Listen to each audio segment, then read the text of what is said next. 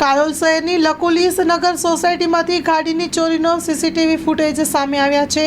કાલોલ શહેરની લકુલીસ નગર સોસાયટીમાંથી ટાટા હેરિયર ગાડીની ચોરીનો સીસીટીવી સામે આવ્યા છે। આ સમગ્ર ઘટનાની પોલીસને જાણ કરવામાં આવી છે। પ્રાપ્ત થતી વિગતો અનુસાર કાલોલ શહેરની લકુલીસ નગર સોસાયટીમાં ઘરની બાજુમાં ટાટાની હેરિયર ગાડી લોક કરી પાર્ક કરેલી હતી, જે ગાડીની સોમવારે સવારે કોઈ અજાણ્યા ચોરીસમ લોક તોડી ચોરી કરી ફરાર થઈ જતાની ઘટના સીસીટીવી કેમેરામાં કેદ થઈ છે, જેના આધારે તેના માલિક અમિત કુમાર બિપિનચંદ્ર શાહ દ્વારા કાલોલ પોલીસ સ્ટેશનમાં ફરિયાદ નોંધાઈ છે।